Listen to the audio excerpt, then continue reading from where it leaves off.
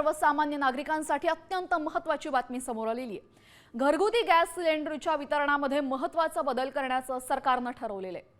नागरिकांना आता घरगुती गॅस सिलेंडर अर्ध्याच वजनाचा मिळणार आहे।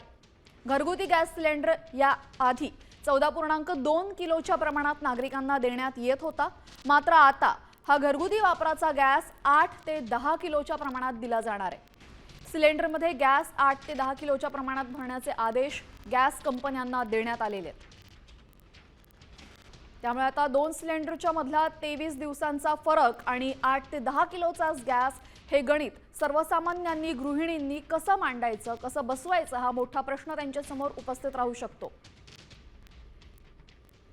तर एका बाजूला आपण पाहतोय सिलेंडरमध्ये हा बदल करण्यात आलेला आहे आणि दुसऱ्या बाजूला शेअर बाजारातली महत्त्वाची बातमी, शेअर बाजार उघडताच मोठी पडझड झालेली आहे। सेन्सेक्स 1400 अंकांनी कोसळलाय तर निफ्टी 450 अंकांनी कोसळलाय। शेअर बाजारामध्ये मोठी पडझड झालेली आहे। युद्धाचा शेअर बाजारावर मोठा परिणाम झाला आणि गुंतवणूकदारांचे कोट्यावधी उडालेत।